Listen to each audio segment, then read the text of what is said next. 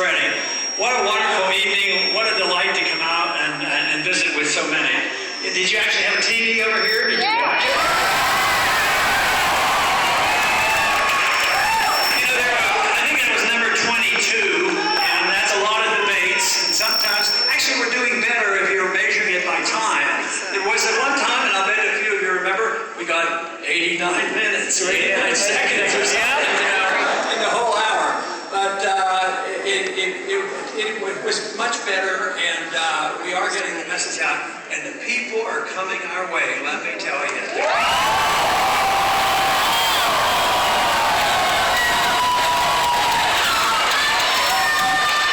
I mentioned about the foreign policy, and I tried to make the point and tried to embarrass them that they weren't interested in the moral issues and the constitutional issues, but the practical issue is we cannot maintain this foreign policy.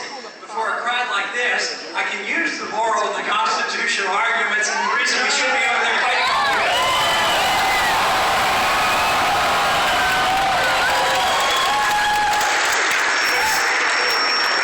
It still is rather amazing that we've had all those debates, and I think out of the 22 debates, there was only one time there was a mention of a serious concern about civil liberties, the Patriot Act or the National Defense Authorization Act or the Census Nation. It is utterly amazing how silent they are, and I feel good that you all know about it and you're concerned about it, and as part of the campaign, if we're going to have a campaign based on liberty, we better know what civil liberties for all of us are.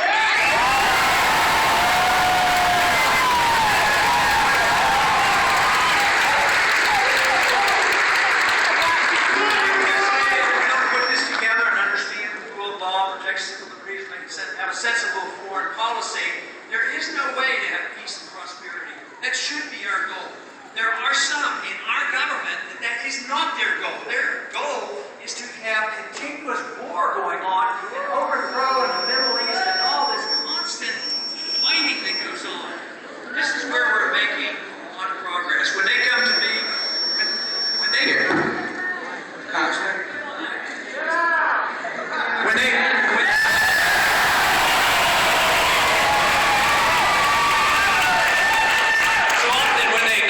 they'll say, Ron, why don't you change your foreign policy? Maybe you'll get more support. Yeah. They don't know that is one of the key, if not the key issue for so many of you, that you cannot have liberty without peace. Of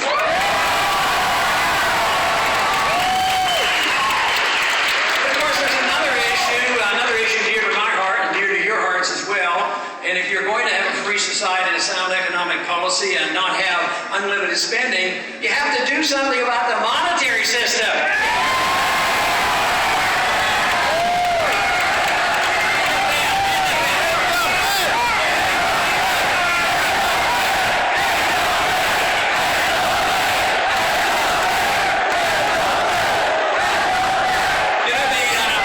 The Fed is 99 years old. They destroyed 99% of our money.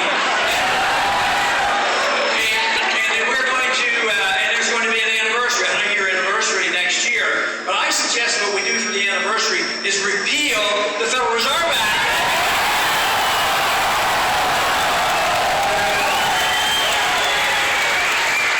But it's so easy to understand once you get the information about the Federal Reserve, creating money out of thin air. It encourages big government, encourages spending, and it's two groups, the entitlement system and the warfare system.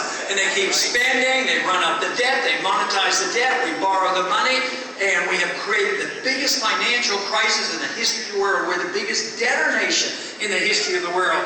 So this is coming to an end, so we must be prepared. Our numbers have to multiply because we need to have the people in support. They have to know that it's in their best interest to opt for freedom, not opting out for a bigger government. And right now, that's all we have gotten in the last 4 years is more of the same. We have to reverse that course.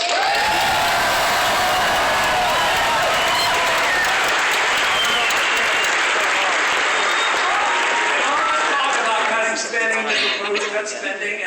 Tonight there was a former senator senator that I think made the point about how the system works in Washington. Well, yeah, it is true. I voted for that, but now I'm running to get rid of that. But you know, it is coming to an end. It will not continue. The big question is will we reverse it? And I can tell you from the travels around the country, whether it's been in Seattle and Idaho and North Dakota, and here now to see a crowd like this, believe me, the people do understand. They're way ahead of what's happening in Washington. The people are waking up, but guess what? Washington is still sound asleep.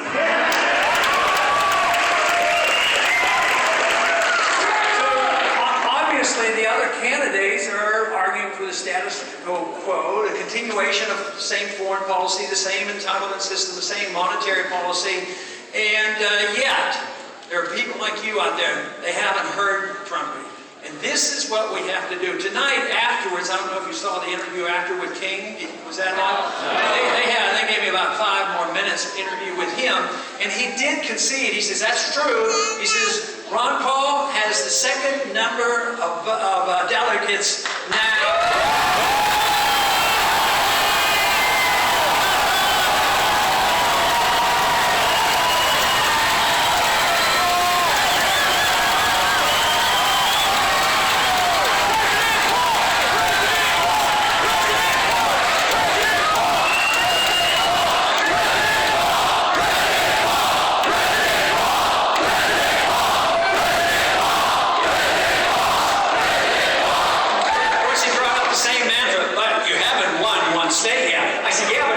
Counting the votes up in Maine. Well, we have to stick with our strategy. We have to measure our success by getting the delegates, and we have to continue what we're doing. Things are going very well, and I'm just delighted for the great transition that's going on, and to bringing people together. Even tonight, somebody came up and said, "You know, I'm a Democrat, but I'm switching over. I'm coming over."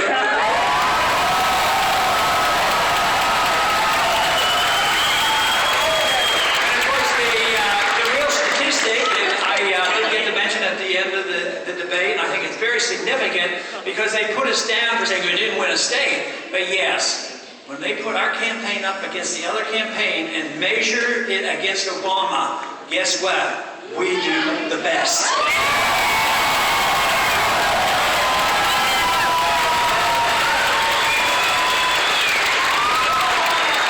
But I do want to thank you very much. I thought I'd stop by and say hello.